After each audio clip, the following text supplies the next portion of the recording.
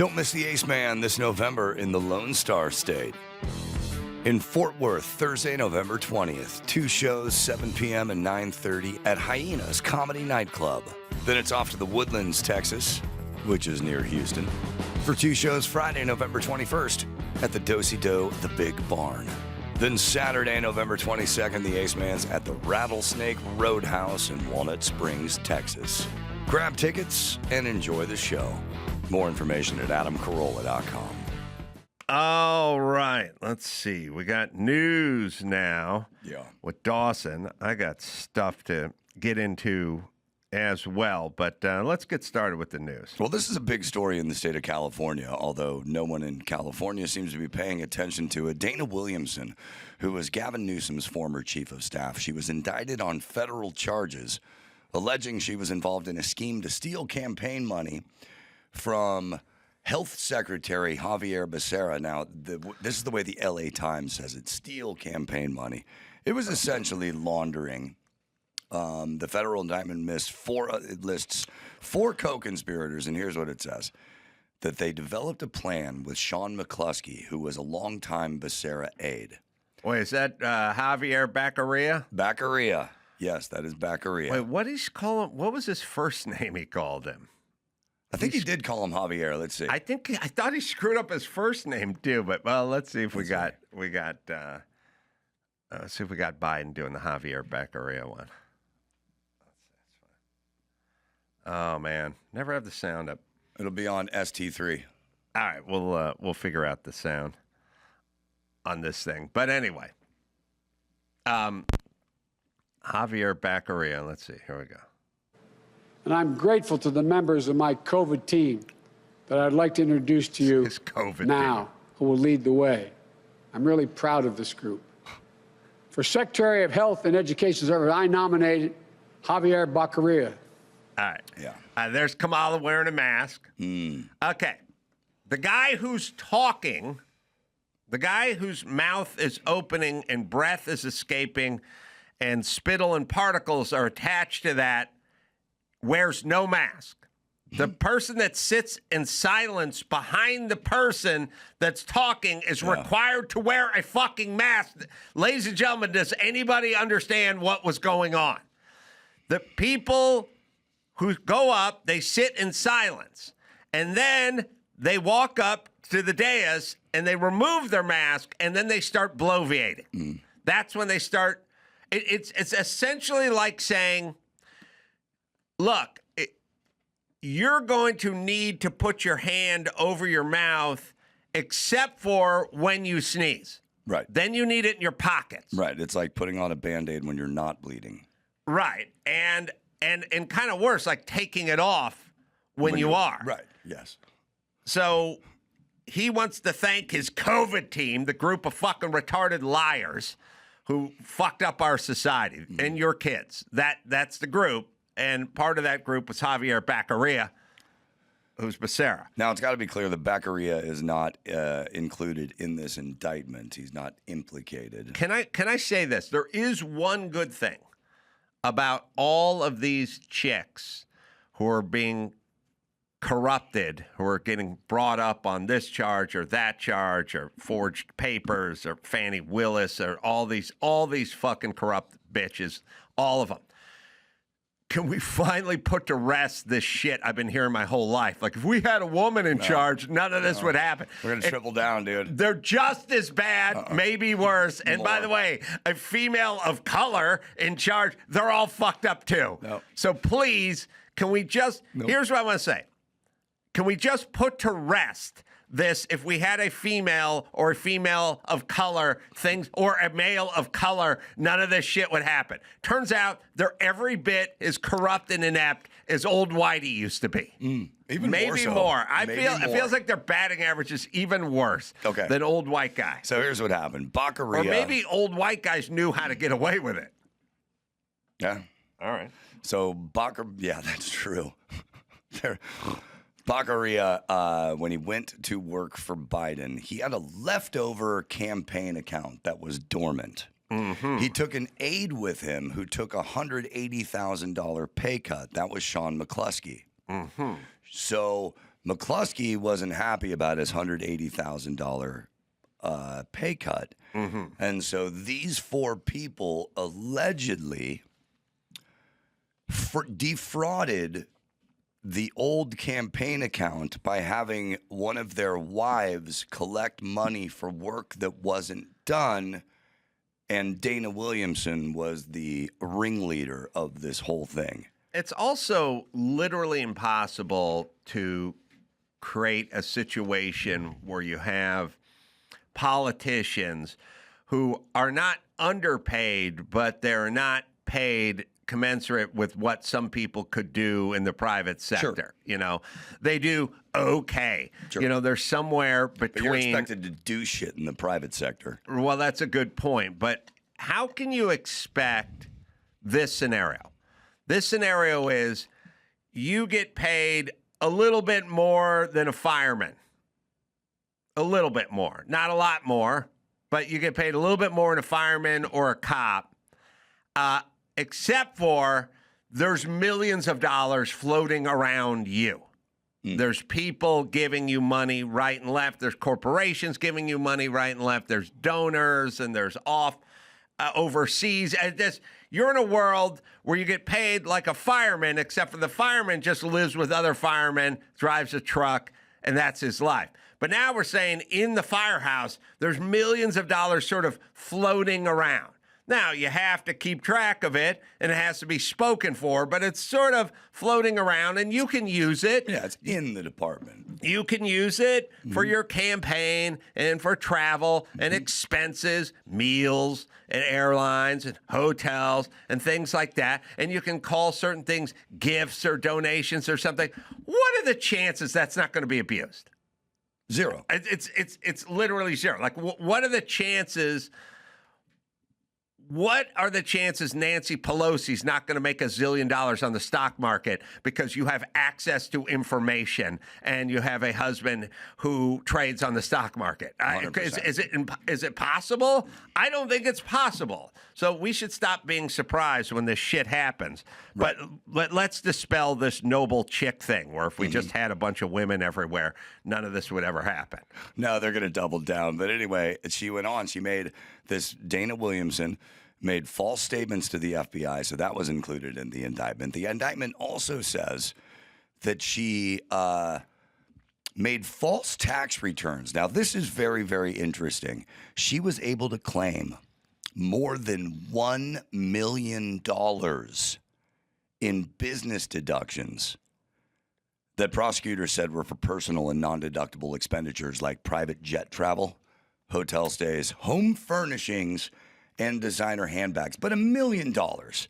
I know you don't look very closely at your taxes, but in your wildest dreams, unless you bought a new warehouse, could you have $1 million deduction, $1 million business deduction?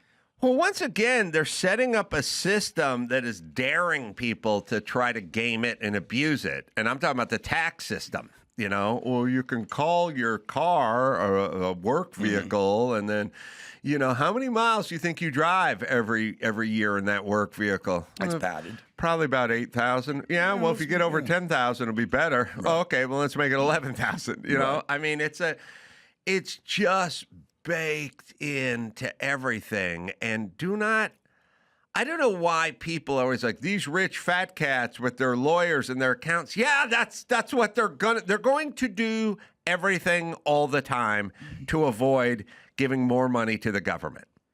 That's how it works. I was arguing with someone online, you know, like, oh, Adam went and got a PPE loan during COVID, and he's a rich guy, and why is he taking a PPE loan? Okay, first things first.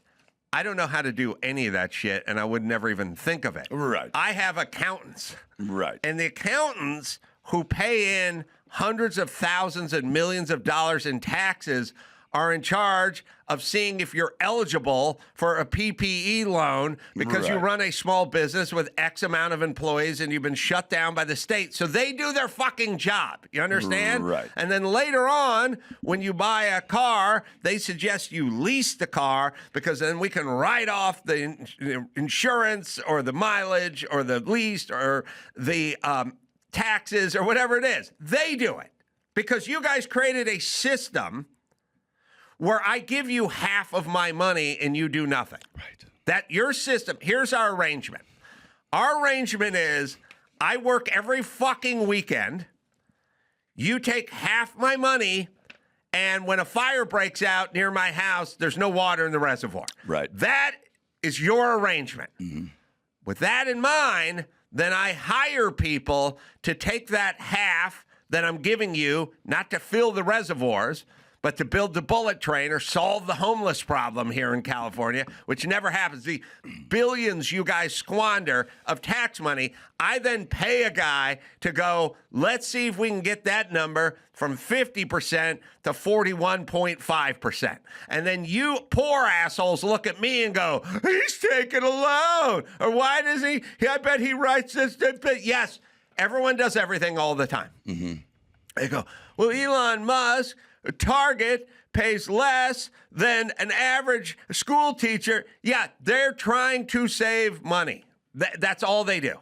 That's all they do. The government has essentially declared war on you and your savings account. They want all your money, and you are fighting tooth and nail to save a small percentage of that money. Right.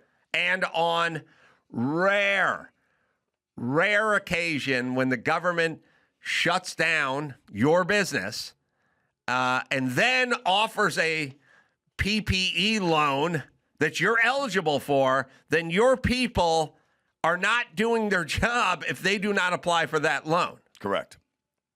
And then they give you the money, and then the amount of money you get is basically what I pay in 1 quarter in taxes every single year for the last 30 years.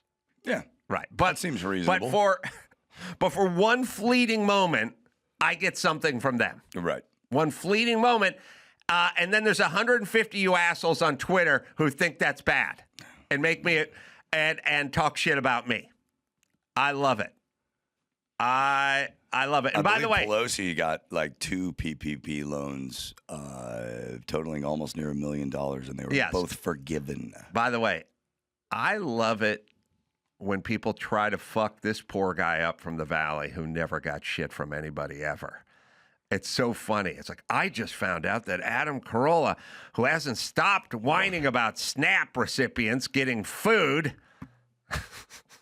By the way, I've never stopped whining about SNAP recipients getting food. First off, I've brought it up twice in 17 years. I always love that thing, like when dickheads go, why don't you get your best friend Dinesh D'Souza back on? Yeah, right. Dinesh D'Souza and I are best friends. It's almost an ad hominem attack. I've done 4,000 shows. Dinesh D'Souza's been on 2 of them. Right.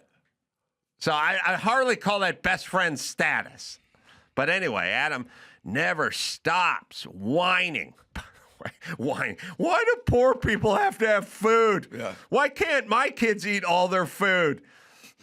How come I have to do with 4? How come if I see a poor Mexican kid eating a churro, why can't I just snatch it out of his hand and throw it on the ground and laugh? How come? Because that's who I am. Because I'm cruel. I like, that's what I love. It's like, I'm like Donald Trump. I like pain. I'm cruel. I don't like people with their eating and their whining. So why they have to eat? But I never stop complaining about it. No, I don't want the system to be abused. And it's not good to be in the system in the first place because you stop learning how to hunt. Mm-hmm. Same reason at the national park, they tell you to fucking put the lid down on the dumpster because the bears will get used to dining at the dumpster. And we want them out foraging and taking care of themselves. Well, same with human beings. Yeah. But anyway, just found out that Adam Carolla who hasn't stopped whining about SNAP recipients getting food. And by the way, this SNAP rant is the longest SNAP rant I've ever done. Yep. Has a net worth of between $16 million and $20 million, and took out $300K. I didn't take it out. It wasn't $300K, but other than that, you're batting $1,000 in PPE loans. And now that were meant for struggling business owners. I do love the struggling. They were meant for anyone. At the time, we were a struggling business. All of our advertising dropped. There was no way to pay the salaries of like 14 people. Well, also, hey, douche, I supply salary. I created a business that other people benefit from because there's tons of people. It's not obviously. There's the people who come into this building, and then there are a bunch of people who aren't in this building. There's salespeople, and there's everyone. The whole point is I have gotten a lot of people paid via my endeavors. Yes. And a simple thank you will be fine, except for it's always fuck you to the guy. And somehow the people that don't do shit are the noble people in our society. Fucking retards have flipped the script. You got it all backwards. And by the way, the day you get rid of all the people who create the jobs and all the fucking noble people who take SNAP, we're done. And that's your utopia, but it's everyone else's hell. But anyway, I took this loan again. By the way, it's like people are funny. People accuse me of stuff like, you took that post down and stuff. I go, I don't even know how to take a post down. Right. I've never taken anything down. I would never know how to apply for a loan. It was applied for me. And then I was informed that we were eligible for it. I didn't even have to do a thumbs up or a thumbs down. You can't even They did their job. I can't even spell. The person applied, got it, and then informed me. Right. Because they knew they were doing their job to apply for it. Right. And they also knew they weren't going to need to check with me. If we complied, nobody broke any rules. Right. If we were eligible for a loan that they were offering because they closed my business, then my tax guy and my money manager it's a dereliction of duty if they don't apply for it. Right. Okay. Right. So that's what I did. But anyway, I hate those kids with their food. And anyway, that was meant for struggling business owners. They never know how it goes. You go back to accountants like this who are doing their due diligence. Hold on. I just, in case anyone ever tries to shame me, it never works. It never works because I was poor my whole life and I work every fucking weekend. Right. And I fly Southwest. So please, it'll never work. My reply was, tell me how much you paid in taxes last year, then I will tell you how much I paid last year, and then you can shut the fuck up. Chime. If you've dealt with overdraft fees, missed payments, or just want to save more, Chime gets it. Every dollar matters. Set up direct deposit and unlock Chime's best features. No monthly fees, no maintenance fees, ever. And you get paid up to 2 days early with real-time balance alerts and transaction updates as well. Fee-free overdraft coverage up to $200. Chime has spotted members over 30 billion so far. Not one guy, but they spread it out. Access over 47,000 fee-free ATMs, more than the top 3 national banks combined. I use Chime. I love it. It's convenient, especially getting paid early, having instant alerts for every dollar that moves. Be smart. Use Chime. Right, Dawson? Work on your financial goals through Chime today. Open an account in 2 minutes at chime.com/Adam. That's chime.com/Adam. Chime feels like progress. Chime is a financial technology company, not a bank. Banking services and debit card provided by the Bancorp Bank N.A. or Stride Bank N.A. Members FDIC. Spot me eligibility requirements and overdraft limits apply. Timing depends on submission of payment file. Fees apply at out-of-network ATMs. Bank ranking and number of ATMs according to U.S. News and World Report 2023. Chime checking account required. Homes.com. Well, some might say Homes.com is the best home shopping site. Maybe Homes.com's super comprehensive and transparent agent directory. Or maybe it's that Homes.com is the only site that always directly connects you with the listing agent who knows the home the best? Perhaps it's because Homes.com has the most in-depth neighborhood content of any home shopping site that's extensively researched to highlight the personality of each neighborhood. I think all the above so far. Homes.com goes above and beyond to bring home shoppers the in-depth info they need to find the right home right away. I love going to Homes.com. It's a hobby, but it's nice to see what's going out there in the neighborhood. And that's where Homes.com comes in. Homes.com, we've done your homework. Well, this person in another tweet, first of all, spelled your name wrong, and then made a bunch of false accusations, like you were a Nazi and a pedophile and whatever. And the only thing you replied with was, it's Carolla. C-A-R. That's how to spell it. I love that. I love the pedophile. Right. Yeah, let's see. I don't know. We can probably find the Nazi pedophile one too. I do not want to give my detractors any tips, but overusing the word Nazi is not helping you. Sure. Remember 10 minutes ago when you retards fucked out racist, and now no one cares? Yeah. Now you're going to fuck out Nazi and pedophile. Yes. There it is. This is Adam Carolla attacking people who can't afford to eat. He's a pedophile supporter with no talent. And you're like, it's spelled Carolla, not Carolla. That's right. That's good. Well, speaking of the people doing everything they can because accountants do it within the law. Your accountants did the right thing within the law. These people in the California government, this Dana Williamson, believed she would never get caught. Yes. And had Trump not won this election, she might not have ever gotten caught. But she's facing 23 charges, including conspiracy to commit bank and wire fraud. Yeah, listen, I want to say to people all the time about all this stuff, what's Trump doing? Hey, well, this is retribution. Yeah, retribution for what? This is payback. Payback for what? This is revenge. Revenge for what? Yeah. Well, you trying to put him in jail for 4 years. That's what he's doing. Exactly. Now, here's the good news. If he didn't do anything, then fine. This person's trying to bust me on a PPE loan. Yeah. I didn't do anything, though. It's all above board. Right. So knock yourself out and go talk to my accountant. Right. So you go, well, what if Gavin Newsom comes after me for a PPE loan? Then I go, well, I didn't do anything. It's all according to the law. Exactly. So then I'm fine. And they go, are you okay with Gavin Newsom? Yeah, I'm okay with it. If I didn't do anything, then no, I'm not going to jail. And neither's anybody. Right. This thing where it's like, oh, he's declared war. If there's nothing there, there's nothing there. And what happened to nobody is above the law?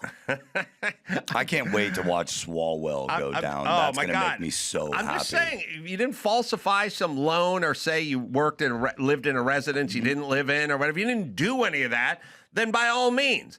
These are the same assholes. They did the same shit with stop and frisk. Like, you think it's okay to stop 17-year-old black men walking down the streets of Manhattan? Well, if you don't have a gun, then you don't have a gun. Right. If I'm walking down the fucking street of Old Town Pasadena and I pass a couple of cops and the cop goes, are you packing a pistol? I would go, no. And then they'd go, can you pull up your sweatshirt? And I'd go, there you go. And they go, all right, have a good day. That's fine. I don't have a gun. I didn't do anything. I'm not going to jail. There's nothing. And am I offended? Not really. I kind of like them out there doing that. Sure. I'm fine with that. So whoever, if you didn't do anything, then good luck to Trump. But if you did something and you tried to put him in jail, well, now there's something. And then you go, well, yeah, but are you Al Capone? I mean, you did a little something, but you do the same thing everyone else does. You know, you go, how many dependents do you have on your taxes? And you go, well, it's just me and my dog. 3. So is that legal? Well, not technically. Does everyone do it? Yeah. Okay.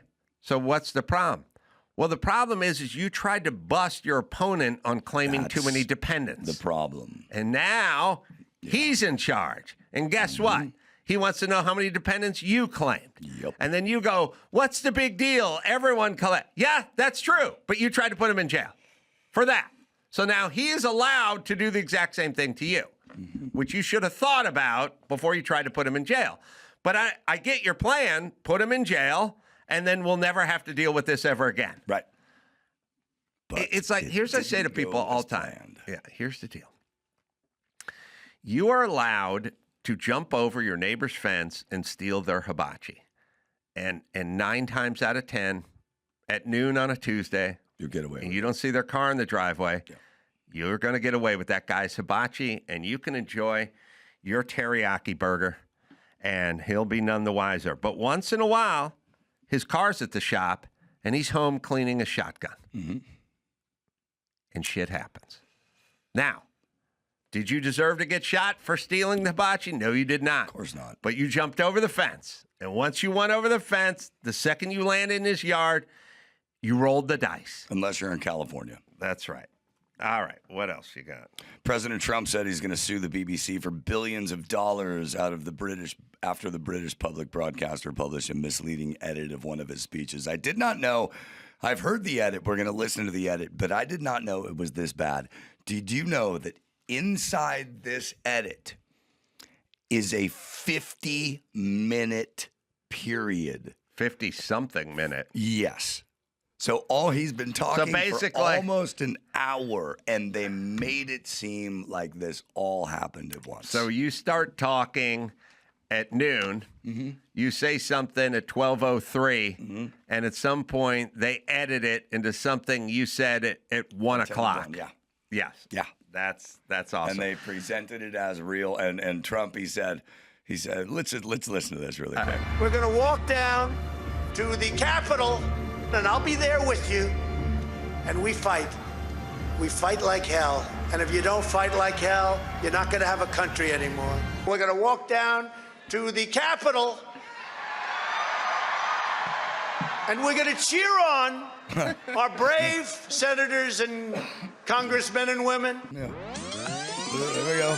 And we're going to fast forward 54 minutes. And we fight. See, 54. We fight like hell. Yeah. And if you don't fight like hell, you're not going to have a country anymore. Yeah. All right. Can I say this? Let me just say this to everybody. First off, I love the fact that they cook videos to only be negative against Trump all the time, but they're not biased. They're not biased. No. It's just that's the way it always turns out. News. You're an umpire who calls balls and strikes until your son is pitching, and then ones in the dirt are called strikes. But you're not biased. You're a good umpire. You just got a few bad calls in there. But you never call a strike a ball when your son is pitching. It's only one direction all the time. All right, everyone understand this. January 6th. January 6th was called the greatest attack on our nation's soil since 9/11, worst thing since Pearl Harbor, and so on and so forth. Democracy hanging by a thread, this close to losing democracy. Okay, the hyperbole, let's not call it hyperbole. Let's just call it the description around January 6th as our democracy was hanging in the balance in the midst of a full-blown insurrection, a full-blown insurrection, and our democracy was hanging by that. Like let's just say I took a founding father and I reanimated him, and I said to George Washington, I go, look, we're going to have a situation in the future where there's an insurrection. And he's like, an insurrection? I'm like, oh, yeah, an armed insurrection. He's like, an armed insurrection where they attacked the Capitol and our democracy was hanging by a thread, and we came this close to losing our democracy. And it was worse since our entire naval fleet was almost taken out in Pearl Harbor. That's something that's going to happen in the future, but just take my word for it. Or the Twin Towers were taken down when commercial airliners, or as you call them, metal birds, were flown into them. And it's all that. Right. Okay. That's how bad it was. Okay. When something is actually like Pearl Harbor, they got a body count with Pearl Harbor. They got how many ships were destroyed, and they got a body count. They got memorials. They have memorials. They have a body count for 9/11. When something is actually what it is, you don't need to cook it and pat it all the time. You don't need to do it. It is what it is. The buildings are gone. The towers are gone. The 3,000 Americans are gone. That's what it is. Pictures of people jumping from burning buildings and hitting the ground. Right. That's what it is. Films of commercial airliners hitting the building. You don't need to pad it. You don't need to doctor it. You don't need to cook or edit video. You don't need to delete it. 70% of it. You don't need to delete whatever files you guys created from your January 6th committee. You don't need to lie about, you don't take people who worked at the Capitol 6 months later committed suicide because their girlfriend left them and count that as a death from that event. You have plenty of bodies. Let me ask you this. January 6th, they have no bodies. Well, they have Ashley Babbitt, who was shot in the face by one of the police officers, but they don't like that story, so they avoid that story very clearly. But 9/11, I don't know, 2,872 or some number, about 3,000 people died, right? Do they pad that number months on because of a widow who committed suicide because she lost her husband? Right. Are we padding that number too? We're going to keep padding? So on Pearl Harbor, there's some 20-year-old who was on one of those ships who perished, and then somewhere in Pasadena, California, was a 20-year-old woman, and they just got engaged. And at some point, she was distraught and threw herself off the Hollywood sign and killed herself. Are we counting that as a Pearl Harbor death? And if not, why not? According to your fucking logic. But you guys are lying and cooking. And that's how I know it's bullshit.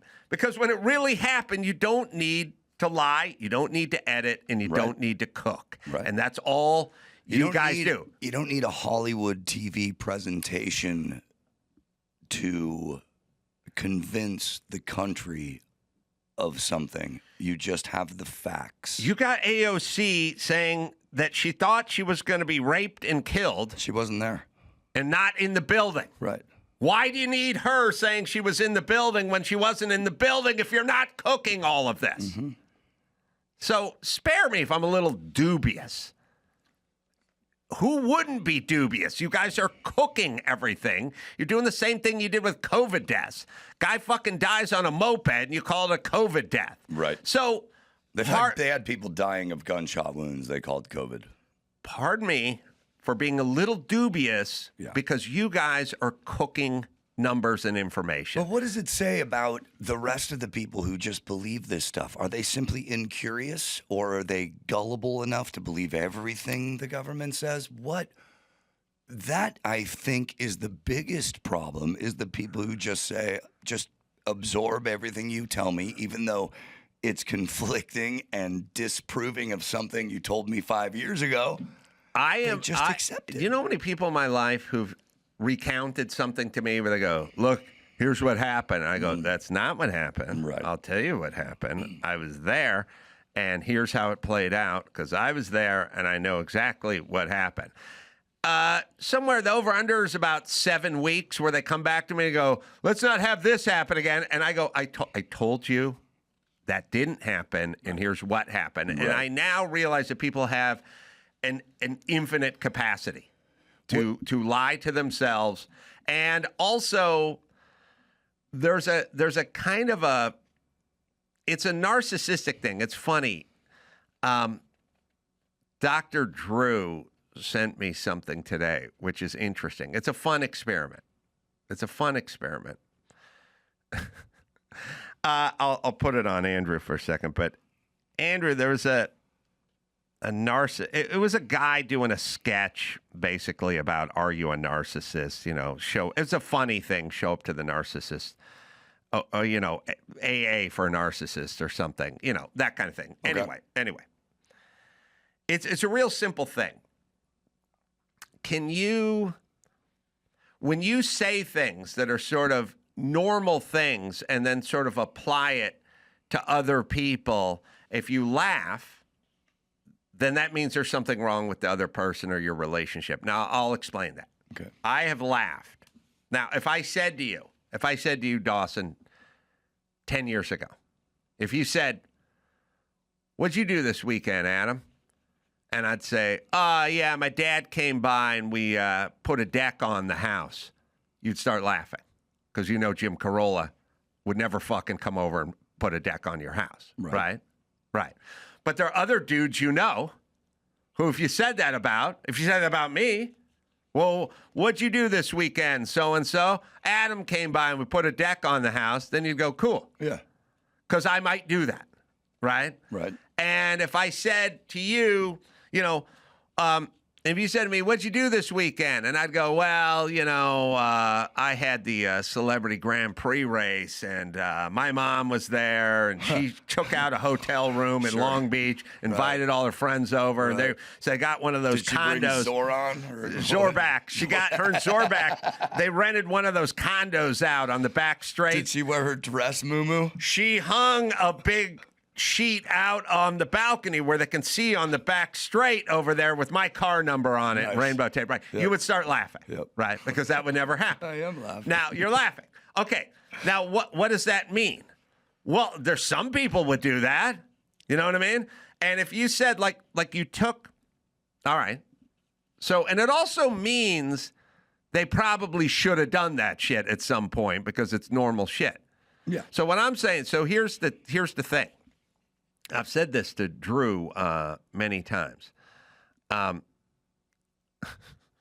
Regarding narcissists, is this the Michelle Obama curly hair tweet? I'm going to say no, because I will bring that up. This is a bit that a guy did about narcissism that's a comedy bit. But I'm sorry. I thought you wanted me to find something on your Twitter. I was looking on it. No, Drew sent it to me, but it's out there somewhere. I get a lot of this in my life, but anyway. I think I saw it.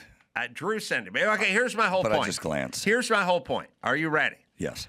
In this thing, and everyone think of the people they know,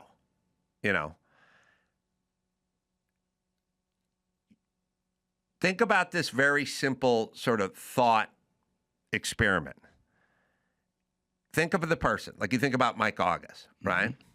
And you go, Mike, I think you're confused and you messed up this booking date. And he said, you're right, I was, sorry, won't happen again.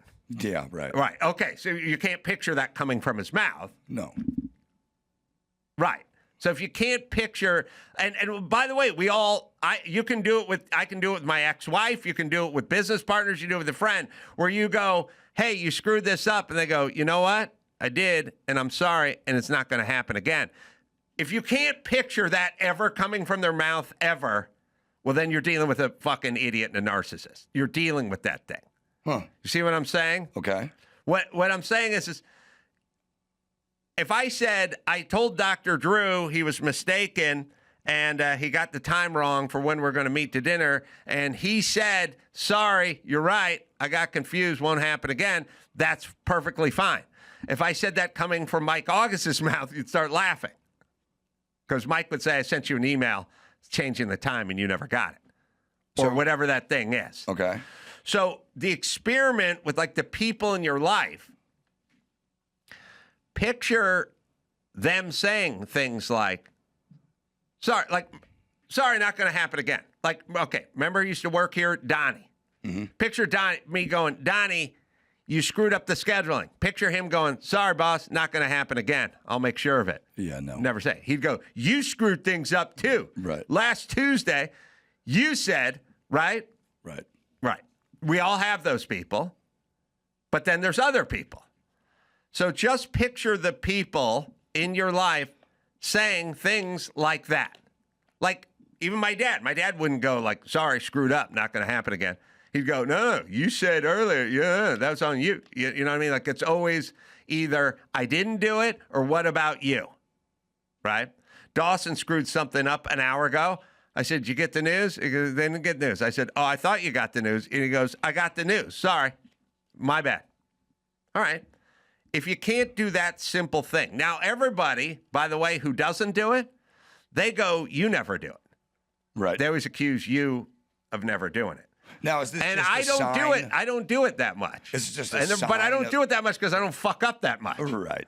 But is this just a sign of possible narcissism? Like, we're not saying that Mike August is a narcissist, although Mike August, I've had these conversations. No, he's not. But you just have to think about people and you go, could you picture? Like, you would start laughing if you heard Mike, if you heard in your head, Mike said, that's 100% on me. I'll learn from this. It's not going to happen again. Yes. Right? Okay. So the internet, Andrew, how does the internet work in that we can't find things? But I'm always curious. I'm not blaming you, but it has nothing to do, obviously, with What is the thing in question here? what are you putting in there? I'm looking at your tweets. I'm looking at Okay, your but messages. but we said no to that. But for So Drew sent me something. yeah, where did he send it to you? He sent me a text or something. Okay, I don't have access Right, to your phone. but the internet may have something. This may be on the internet. I believe I saw see what something I'm with saying? Dr. Drew and narcissism on X. On X, on Dr. Try- Drew's page. Yeah, try there. I believe well, I but saw if you it. just type in narcissist test sketch, Yeah. nothing. Let me check. Hold on a second. Well, yeah, that's what I'm saying. Just check That's the internet. I'm in the That's what process of saying. doing All right, that do right that now. thing on the internet. So anyway, Trump said he's going to sue the BBC for anywhere between $1 billion and $5 billion. I love him. O'Reilly Auto Parts. Yeah.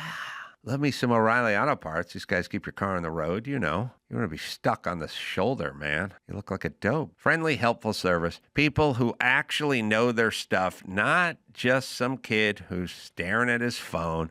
Always used O'Reilly. Used to use them back in the day, keep my truck going, back when I was a working man, and now I keep my race cars going, now that I'm a podcast man.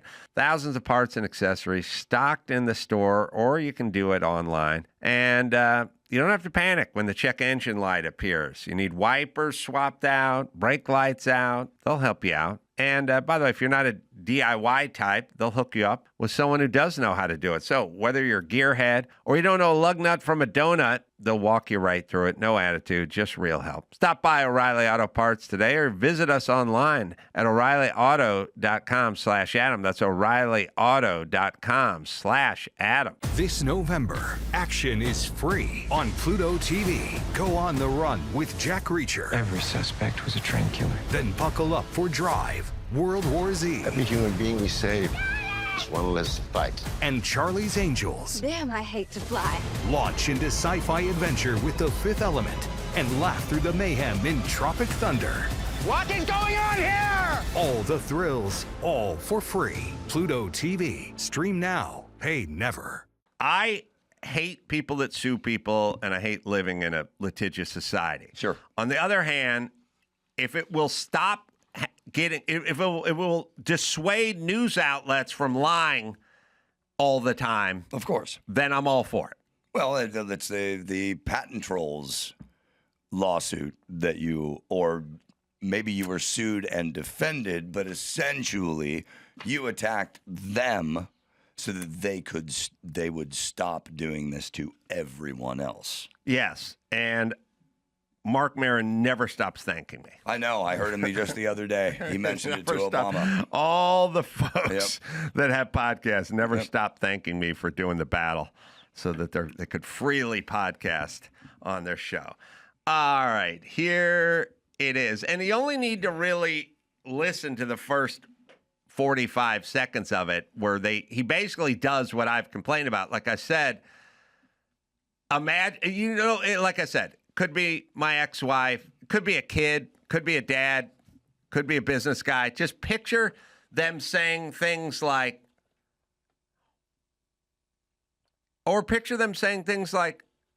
hey, last time we went to lunch, you paid. I'm going to pick this one up.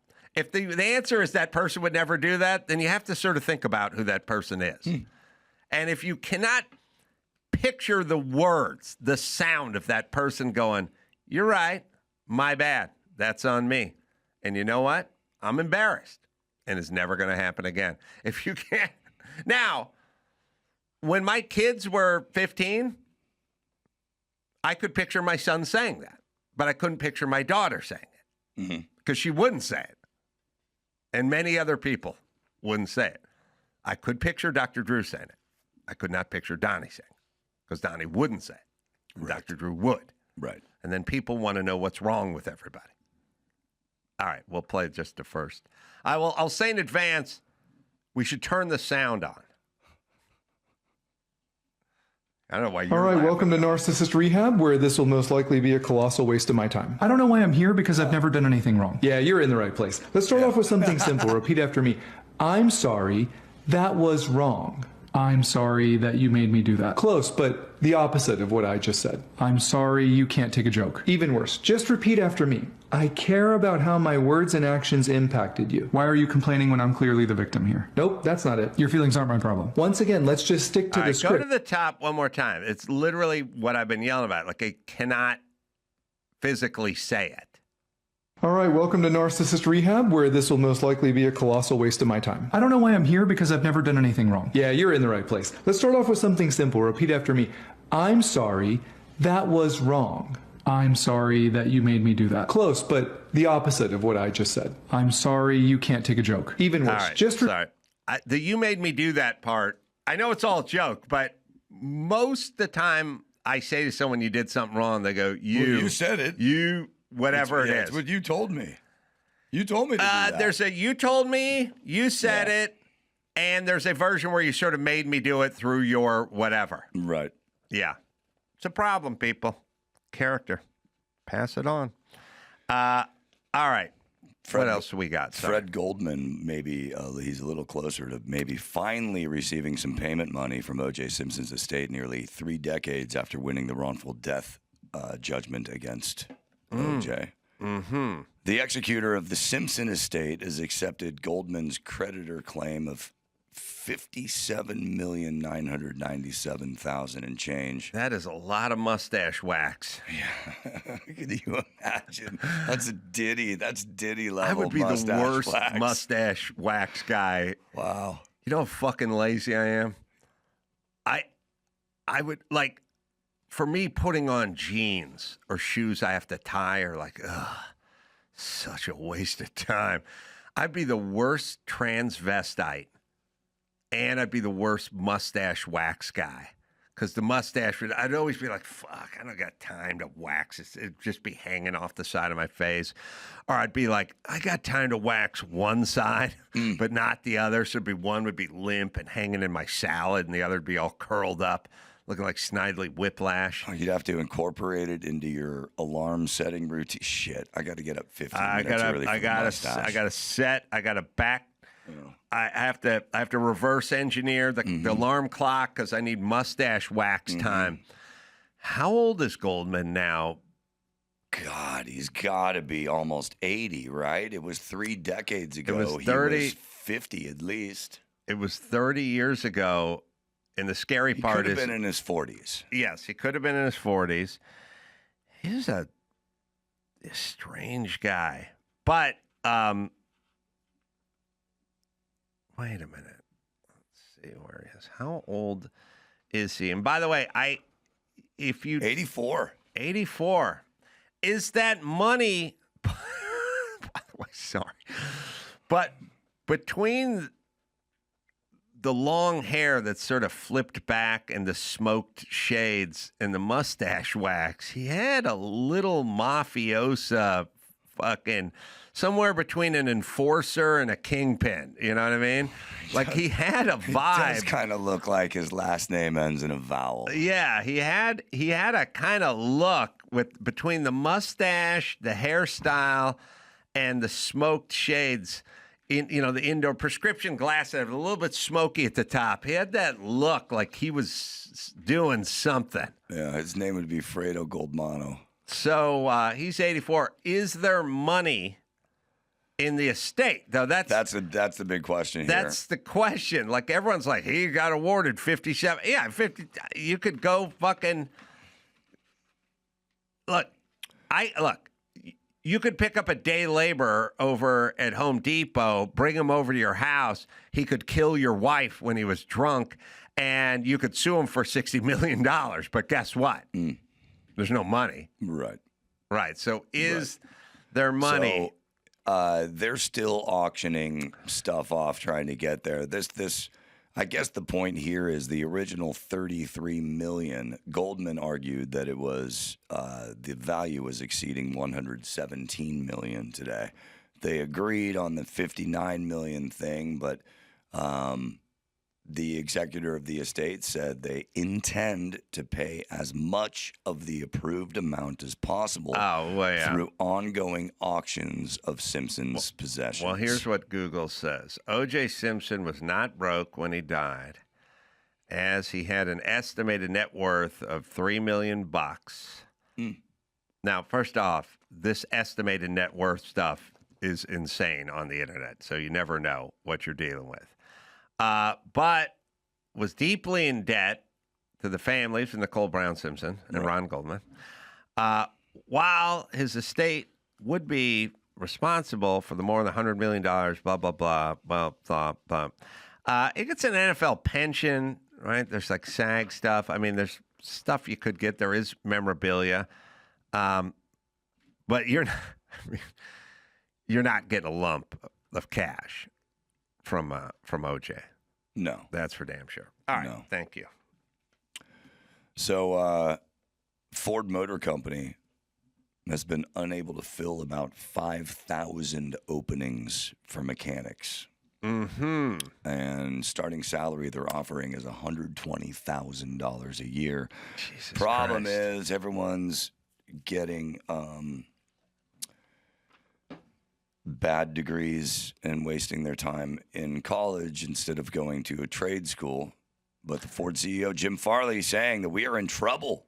We're not talking about this enough. We have over 1 million openings in critical jobs, emergency services, trucking, factory workers, plumbers, electricians, and tradesmen. We don't have the trade schools, and we don't have the people filling these jobs. What? Jesus Christ. Literally, I can remember where I was sitting in 1996, 1997, when I was doing Loveline.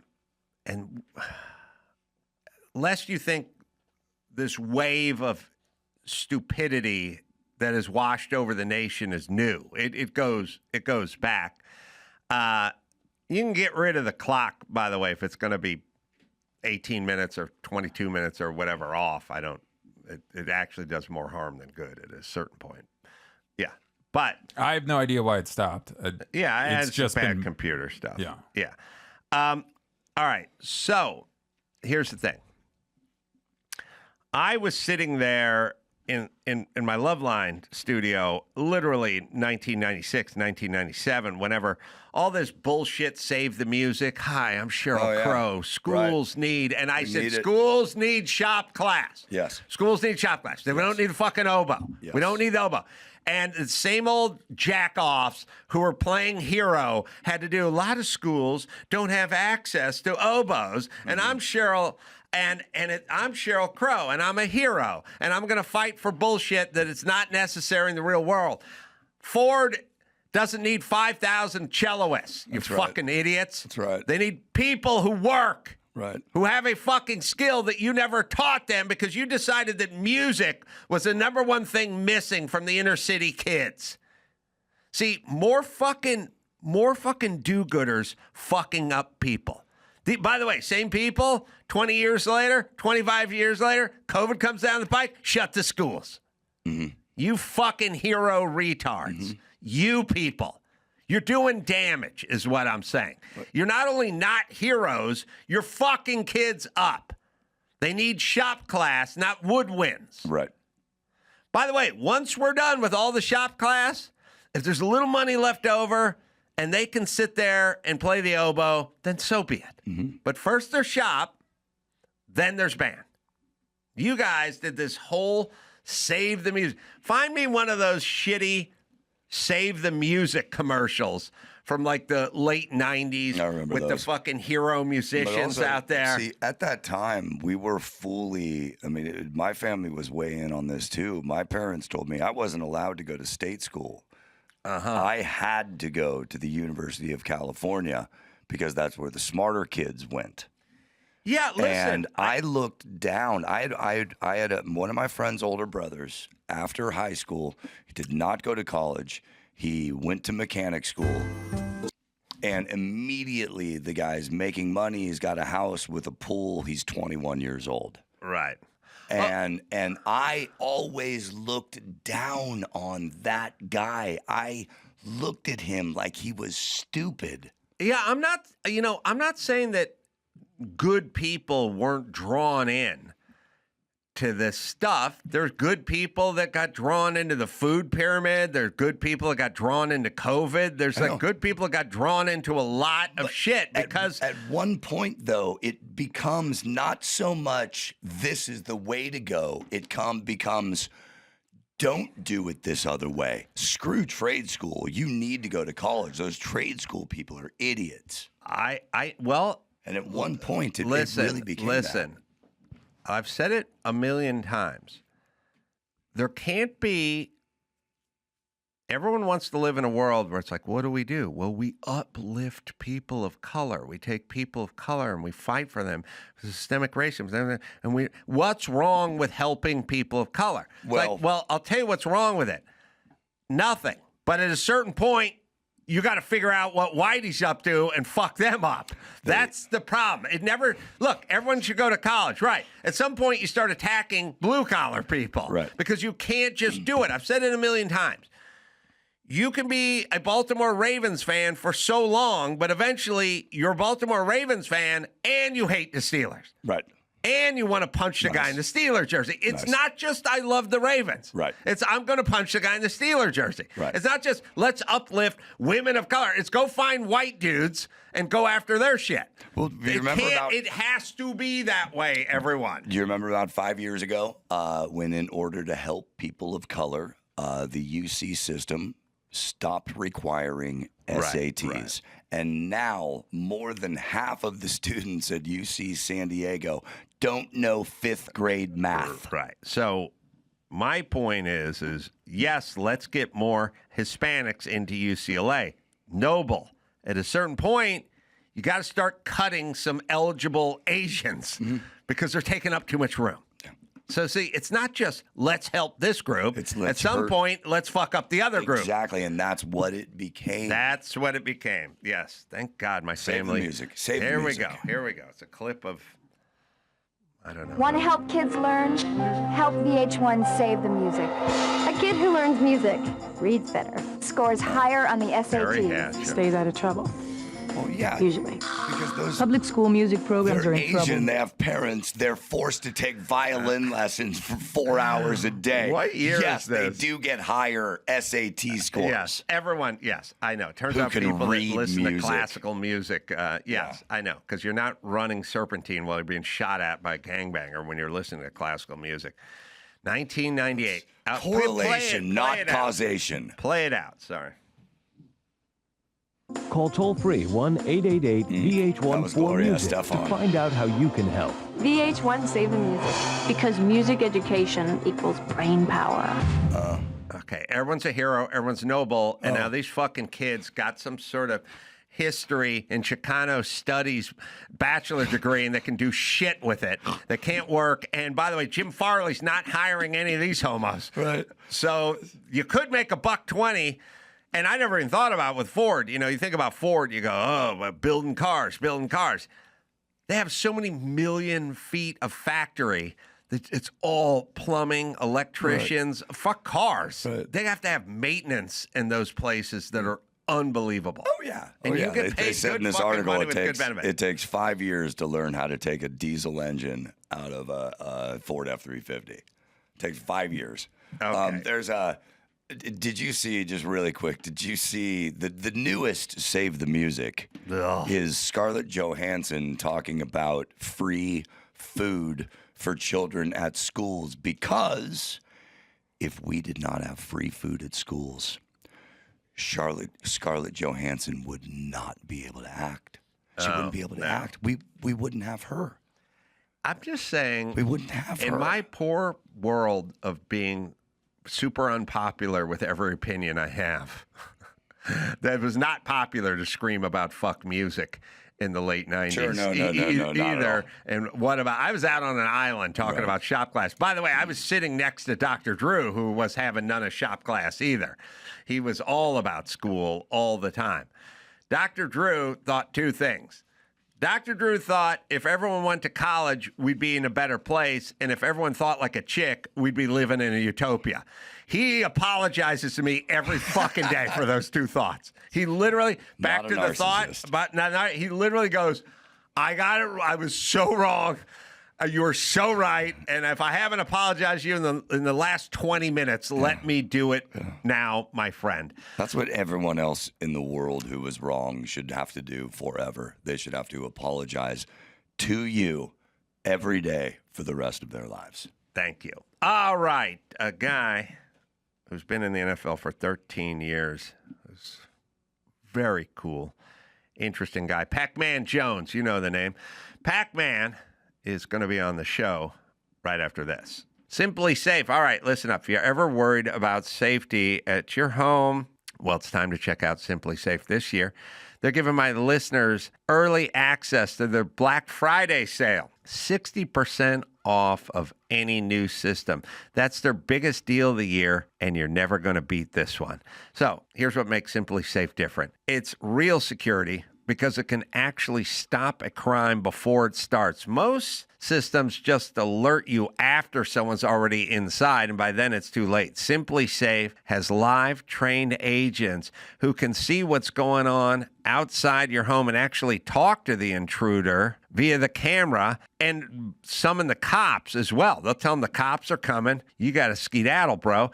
They call it Active Guard Outdoor Protection, and it works. I've used Simply Safe for years. I trust it to protect my family and my property. It's easy to set up, no contracts, and you can check everything out right from your phone, so you can be remote. It's Simply Safe, right, Dawson? You can try it risk-free for 60 days and with a money-back guarantee, so don't wait. Head to simplysafe.com/Adam and get 60% off any new system. That's simplysafe.com/Adam. This November, action is free on Pluto TV. Go on the run with Jack Reacher. Every suspect was a train killer. Then buckle up for Drive, World War Z. Every human being we save is one less fight. And Charlie's Angels. Damn, I hate to fly. Launch into sci-fi adventure with The Fifth Element and laugh through the mayhem in Tropic Thunder.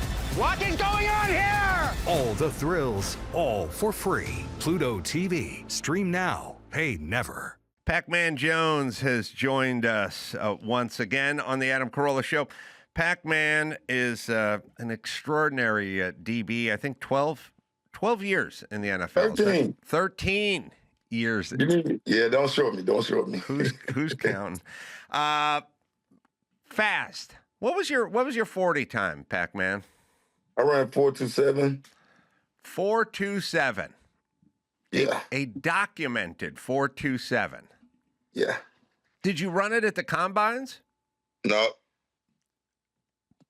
4.27 has to be amongst the fastest ever in the NFL, right? Yeah, I think I'm in like top 12, top 10. Because once you get under 4.3, you're in pretty rarefied air, right? Yeah. So just so people that don't play football know, if you're a guy who runs a 4.6 or 4.7, which sounds fine, but you're next to a guy who runs a 4.27 or something around a 4.3, at the end of the 40 yards, he'll be about 12 yards ahead of you, right? Yeah. I ran the 40 last year. I ran 4.52. You ran a 4.5 as a retired player who was 40 years old. Yeah. Speed is all God-given, right? Most of it, I would say. You can improve by doing the little things, but some people just have that fast twitch, and I was just blessed to be one of those people. Is I have this theory, but I don't know. Young guys, young boys, they're really obsessed. Like I remember when my son was 8, he'd say, "This guy's the fastest guy in my class. He's the fastest." And it was speed. They loved it. Like we have a weird relationship with it. Like we worship speed. But we have cars and mopeds and stuff. Like it's not, but there's something, it means you were touched by God. That's what it means, because you're just faster. The reason we appreciate it is it's like why we really appreciate really good-looking people. It's because they were touched by God. That you running a 4.27 is touched by God. I ran a 4.9 in high school, and that's the best I could do because I was not touched by God. You know what they say? Speed is one thing you can't coach. No. And and also, I don't know why, but to me, the sexiest position in football is DB. I always dreamt about playing DB. I never dreamt about playing quarterback or running back or any of the fun, the glory positions. DB and then punt returner and DB seemed like that to me was the coolest position on the field. I will say this, to me, defensive back is the hardest position to play on the football field. Besides the quarterback, I would say it's hard too, because the thinking aspect of it. But as far as ability to turn and twist and run forward, backpedal, being on the island by yourself is by far the hardest job to do on the football field. Well, I would say it's getting harder because of the size of the receivers now and because of those sticky gloves and because guys are making one-handed catches. Like it used to be if a guy was covered, he was covered back in the day. I mean, I'm talking 30, 40 years ago in the NFL. But if you were covered, you were covered. Now you're never really covered because they're just going up and doing the back shoulder stuff and the one-handed stuff. It's like I've seen many, many catches and many, many touchdowns where the DB was on the guy. I mean, he was covered, but he still came down with the ball. Yeah, these kids are way more advanced these days than we was when we came out. The gloves are way better. The balls they get to play with the balls a lot more now as far as sanding them down and putting all the shit on the balls so they can catch the balls. I ain't gonna say it's easier because you still got to catch the ball, but with the tools that the kids have now, the gloves are way better, and the balls are, I wouldn't say easier to catch, but they ain't as harder to catch when we was growing up because they playing with the balls. Same way with the kickers. Everybody keep acting like, why are we getting these 70-yard field goals? Well, now the kickers get the fuck with the ball. When I came out, you had to open the ball. It had to be a brand new ball what the kickers would kick. So the game is really elevated, more of an offensive game now, scoring more points, kicking more field goals than what it was when we was playing. So when you were in the league, if you were kicking a field goal, that ball had to be untouched. Untouched, brand new. Not used in the game at all. Nope. Oh, so there was no kind of, like in baseball, you'll always see the pitcher like rubbing on the ball and using that and rubbing it on there. But right out of the box. So you figure that's good for what? Like, is that good for an extra 6 yards on average? Like, way more than that. Really? Yeah, I would say at least 15 yards. Really? It's that big a difference in the kicking game. I mean, it's hard to argue because guys, well, someone just set a record, I think, for 67? 69, wasn't it? Huh. 67, 69. I forget. It's the kid from Jaguars. Yeah, I think it's 67, but maybe it's 69. I mean, someone's going to get to 70. When you were playing, I think probably the only one who could have set the record was Janikowski, Seabass, maybe? Yeah. Probably. I would say he had 68. You was right. Cam Little of Jacksonville. Well, we yards. were both right because it was right in the middle of us. Yeah. 68. So someone's going to get to 70 in the next 2 years, and it's going to completely change the game. So you grow up in a crazy environment, right? Let's see. You grew up outside of Atlanta or in Atlanta? In Atlanta. I grew up in a crazy environment. I was born in Bankhead, then I moved to Boat Rock, but you don't realize that stuff till after you leave and life take you somewhere. You're like, damn, I really stayed in Vietnam. Shit. Yeah, I mean how did you grow up? I mean, I know the story about your dad getting killed in front of the apartment building, I think when you were 8. Yeah. Which is crazy traumatizing, and I'm sure, I don't know if anyone tried to help you after that, but that's a lot of trauma for an 8-year-old boy to see his dad essentially murdered in front of where you live, right? Yeah, it was pretty crazy. And when you're going through stuff like at that time, I didn't realize like how crazy it was until you get out of the situation. But yeah, I wouldn't wish that on nobody. It was like send a watermelon bust right up, take a watermelon and slam it down on the ground. That's what I can say it kind of remind me of. But through all of it, I figured out a way.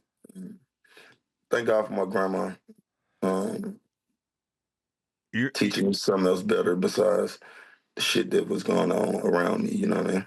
Well, how many people? By the way, Pacman's got a podcast, Politely Raw, with Pacman Jones, and it's co-hosted by Evan Rosenblum, who's on. No. I got a new co-host. Oh, new co-host. Yeah. Get rid of Evan. Drew Butler. Yeah. Okay. I'm going to write that Actually down. Was an old kicker. Played with Arizona and Pittsburgh.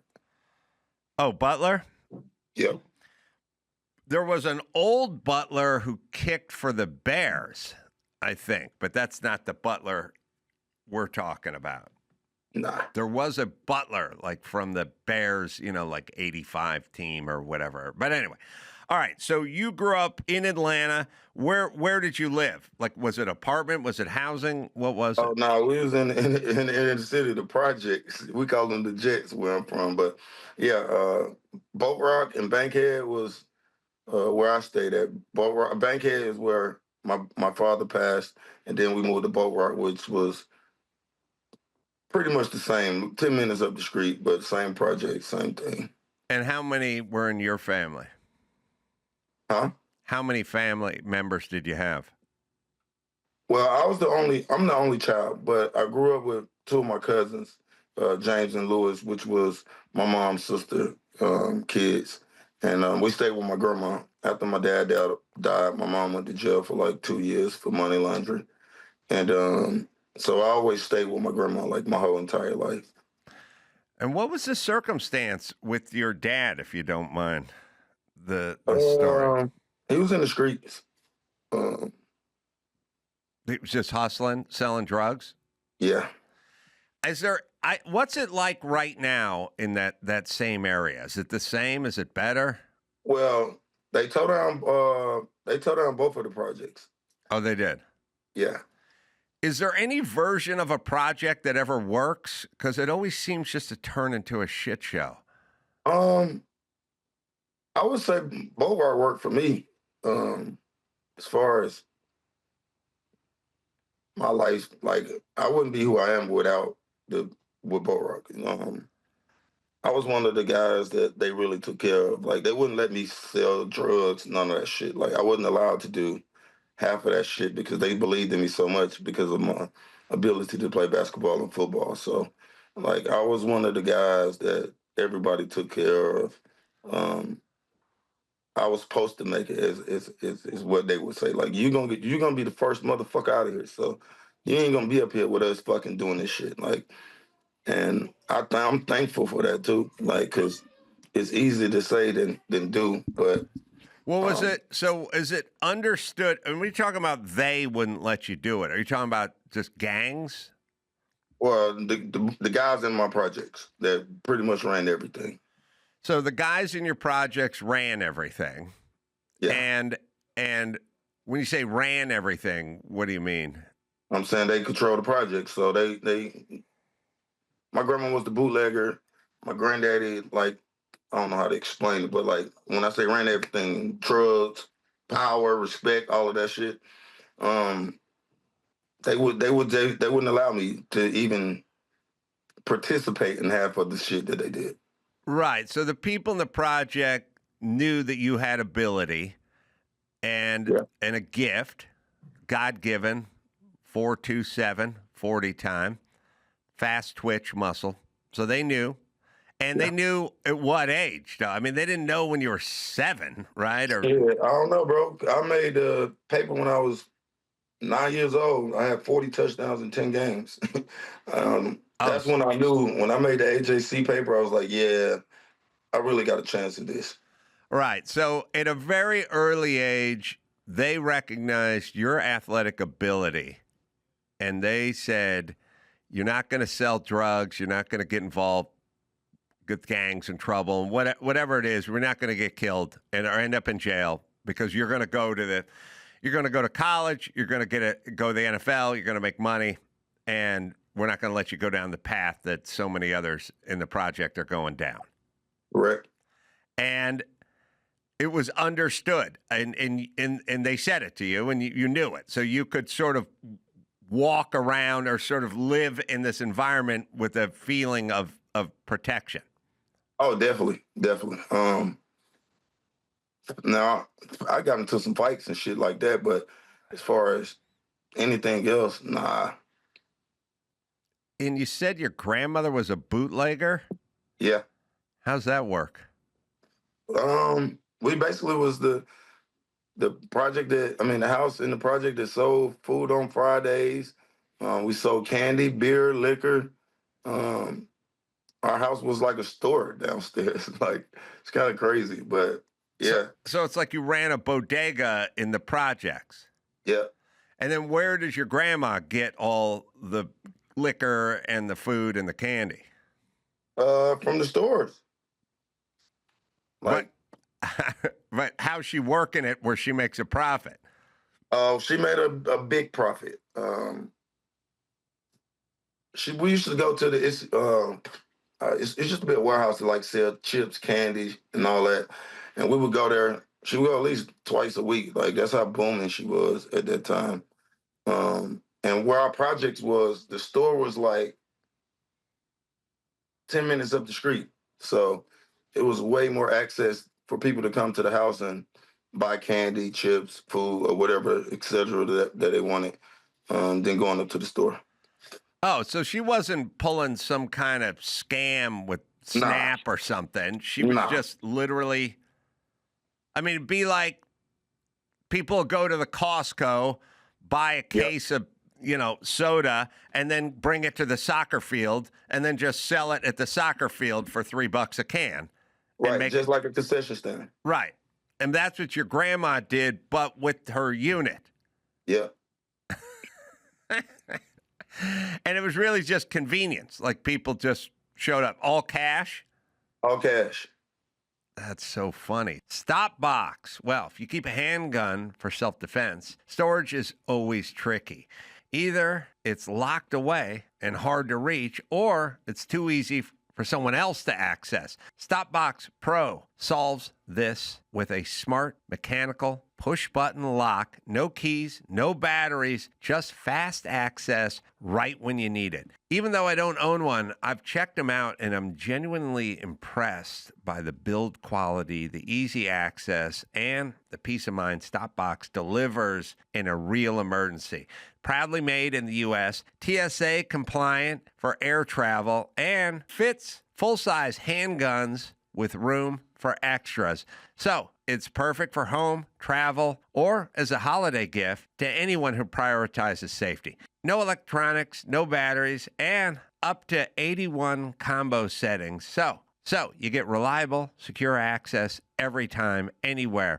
Whether it's Stopbox Pro, the vehicle safe, or chamber lock, you're getting a product built to protect and ready to go. Smart safety, no compromise. Am I right, Dawson? The holidays just got a little safer and a lot more affordable. For a limited time only, our listeners are getting a crazy deal. Not only do you get 10% off your entire order when you use code ADAM10 at StopBoxUSA.com, but they're also giving you a buy one, get one free for their StopBox Pro. That's 10% off and a free StopBox Pro when you use code ADAM10 at StopBoxUSA.com. TRA tax relief. Well, we've all seen those IRS commercials where they try to scare the hell out of you. Oh, they're coming for your house. They'll seize your bank account. Yeah, we get it. But here's the truth. Tax Relief Advocates is different. Whether you owe $5,000, $50,000, or $500,000, they've got a real solution.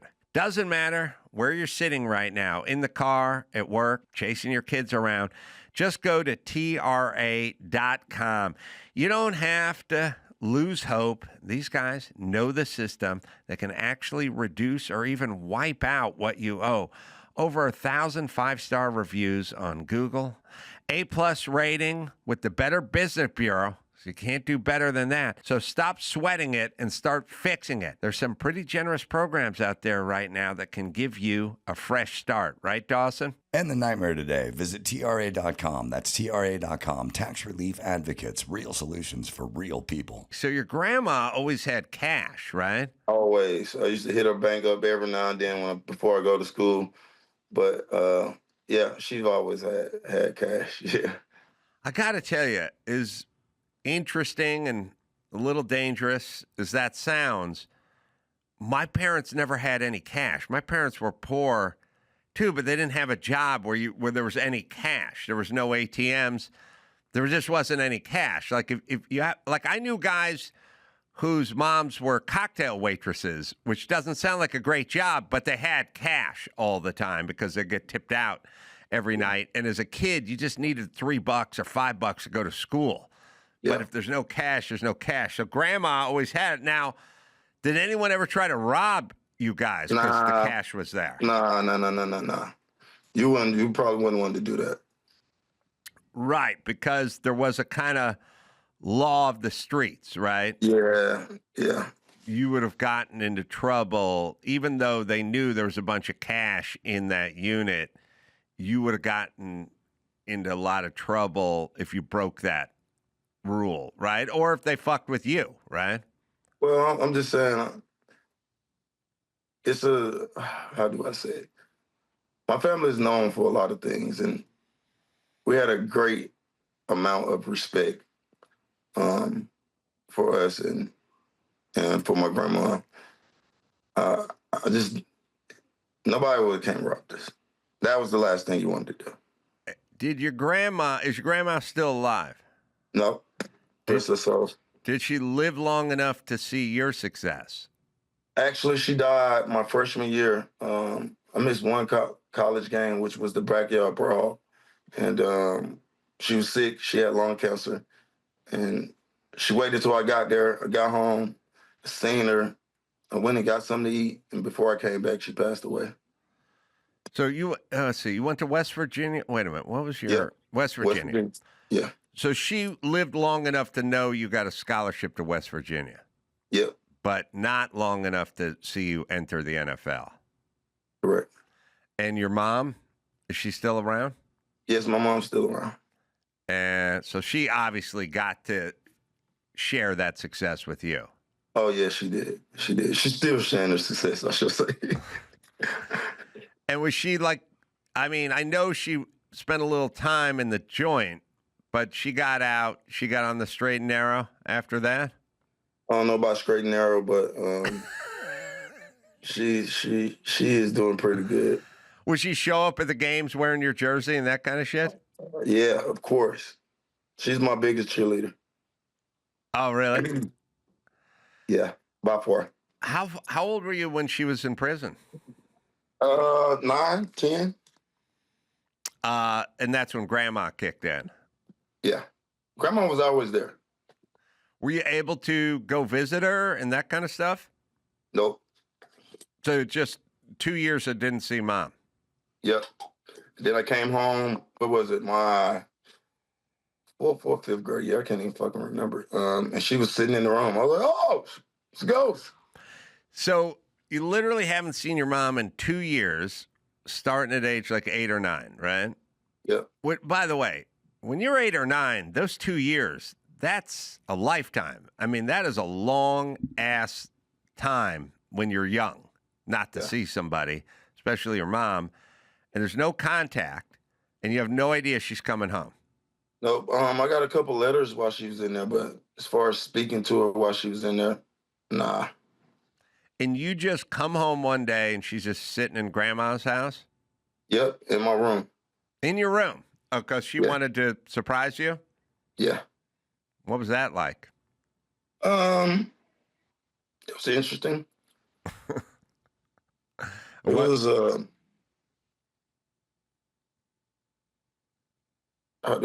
was shocking, I shall say, but I enjoyed it, I shall say. So you're a standout in Pop Warner football and Pee Wee football, probably a lot faster than everybody, score all those touchdowns. Go to high school, same thing, right? Yeah. Yeah.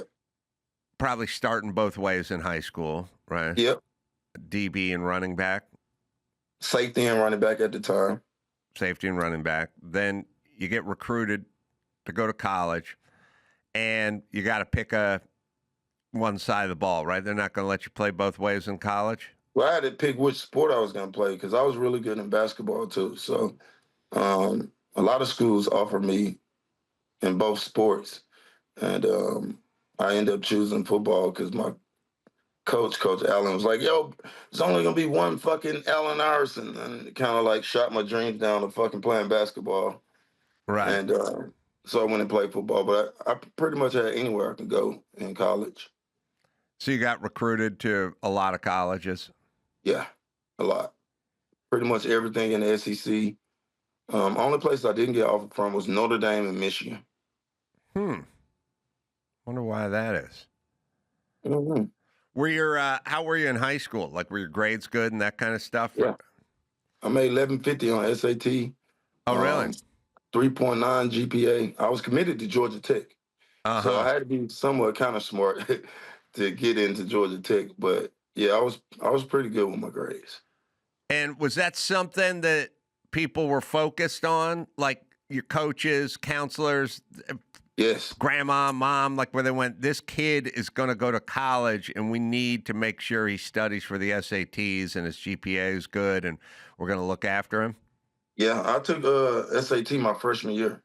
Oh, really? Like, yeah, it was known that, like, hey, bro, you got to hurry up and go and pass this test because we don't want to be waiting to see what's going to happen. So I took it early. I never took the SATs. What did you take? I didn't take anything. Oh. I didn't take it. I never took the SATs. I never took algebra. And I had a 1.7 GPA. And I just left high school and became a ditch digger. I didn't do anything. I didn't take the SATs because it would have been a waste of time. It was like I wasn't going anywhere. I wasn't doing anything. So I got recruited to play football at a few schools, but not good schools like yours. Weird schools, little schools. They pop into my head every once in a while. Marshall was probably the only real school that recruited me, but it was like UC Davis, Cal Poly Pomona, Lewis and Clark, Willamette University, a few of the Cal Polys, and a few of the UC, like Davis, like weird little non-football powerhouse schools. You know, that's basically the player. I was like good enough to get recruited, but not the real programs. But I wasn't going to go. It was clear I wasn't going anywhere or doing anything. So I figured what do I need to take the SATs for? So I never took them. And my GPA was a little bit rough too. But it turned out I never needed any of it because I just got into construction. So it didn't really matter.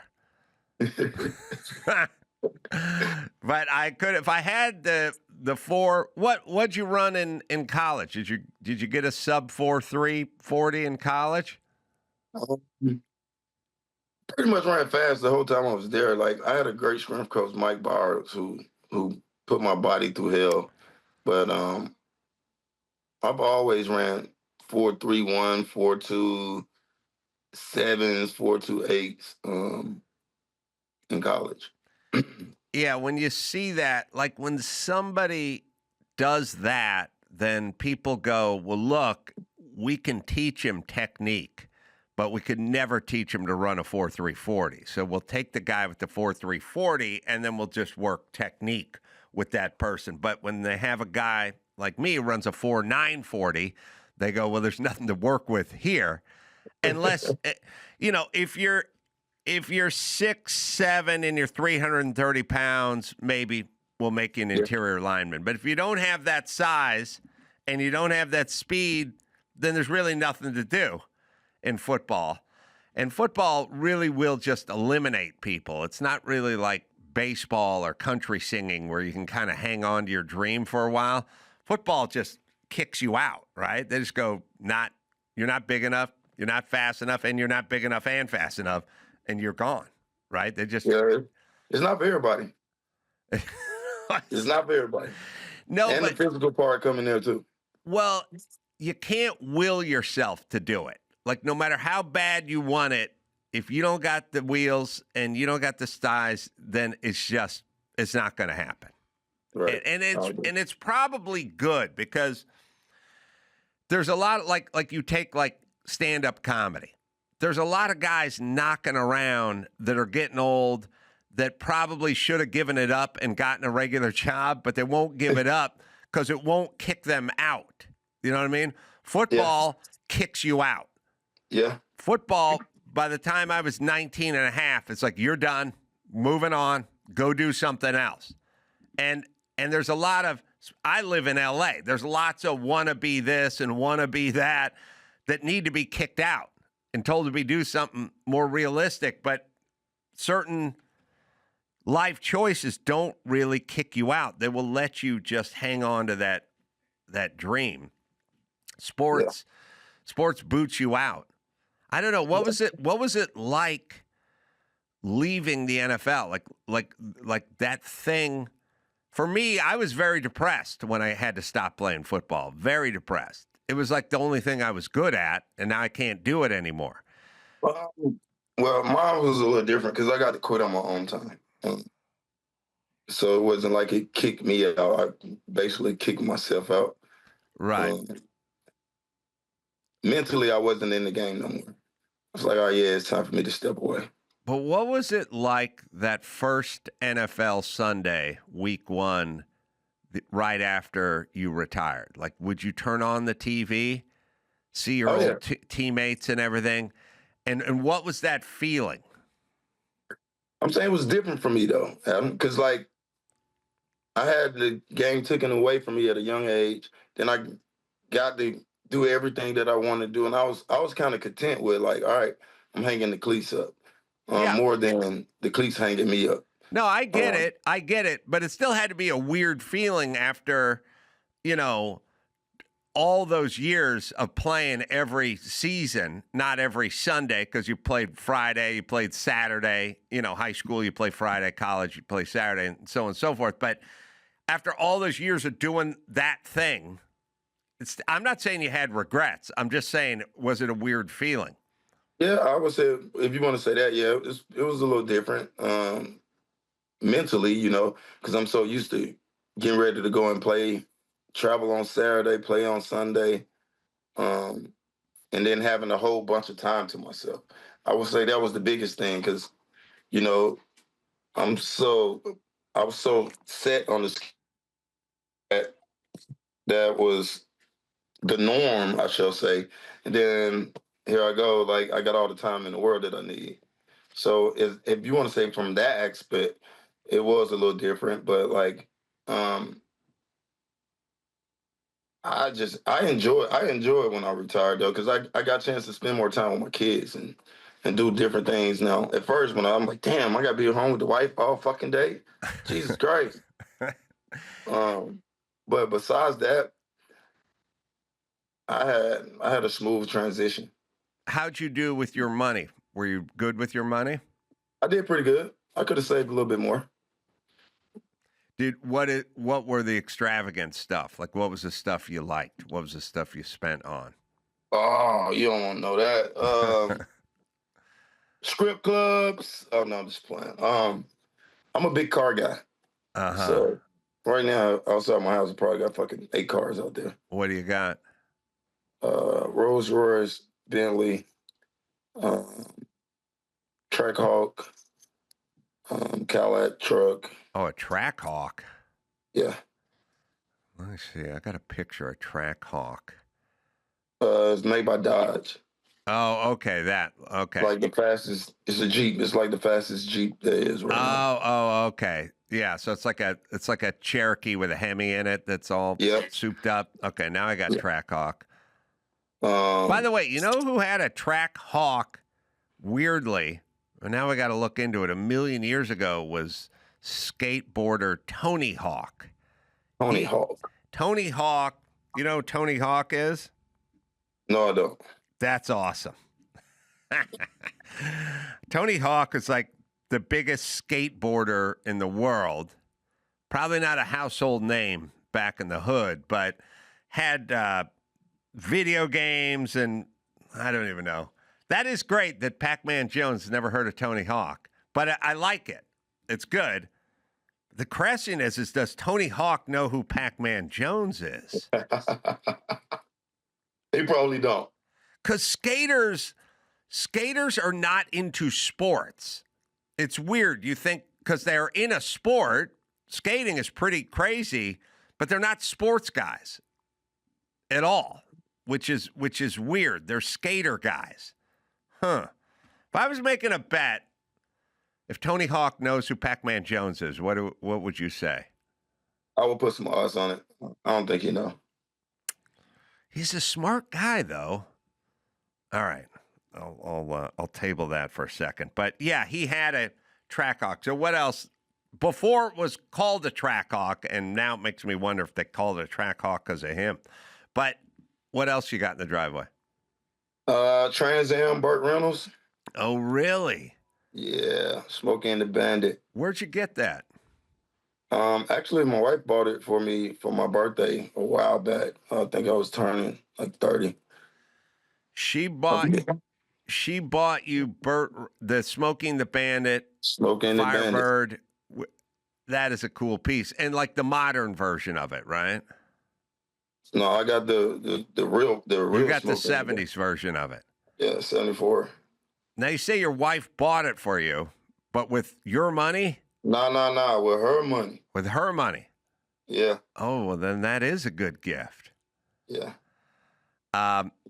Tony Hawk had a Super Cherokee SRT8, which is basically the SRT8. That's basically the Cherokee that you're talking about maybe before it was that. All right, what else you got? It's pretty much it. I think I named all of them. All right, let me give you some car buying advice because I've done a lot of it. You got to get a couple of vintage cars in there because the vintage cars will be worth more 10 years from now. That's why I got that Trans Am. Yeah. Well, that was your wife's idea, but you got to get something vintage because the problem with buying a Rolls Royce is they're $300,000 new, and then 10 years later they're worth $120,000.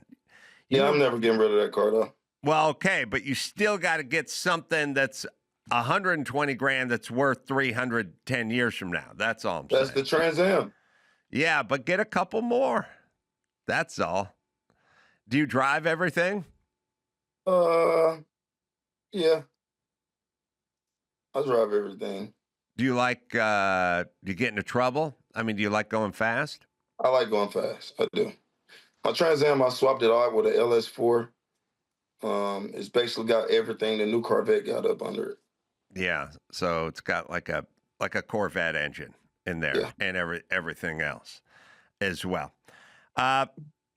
Pacman, the podcast, Politely Raw, with Pacman Jones, and your partner, Drew Butler. Yeah. That are we still dealing with TMZ? No, Evan used to work with TMZ, but he knows longer a part of the show. All right. So you can stream it on YouTube, wherever you find finer podcasts as well? Yes, sir. Politely Raw. Pacman, good catching up with you, as per usual. Thanks for having me, Adam. Thanks, man. We'll talk soon. I'm going to be in Texas coming up, Fort Worth, Texas, at Hyenas Comedy Nightclub. A couple of shows there on Thursday and Friday. Woodlands, Texas. Do-si-do, the big barn. I'll be there Friday and Saturday. Walnut Springs, Texas, Rattlesnake Roadhouse. Coming up in Corona on December 6th. Just go to amcarolla.com for all that. Dawson's going to be in Vegas with our good buddy Rudy at Delirious at Silver Sevens Casino. That'll be December 4th through the 7th. So, till next time, Adam Carolla for Pacman Jones and Dawson saying mahalo.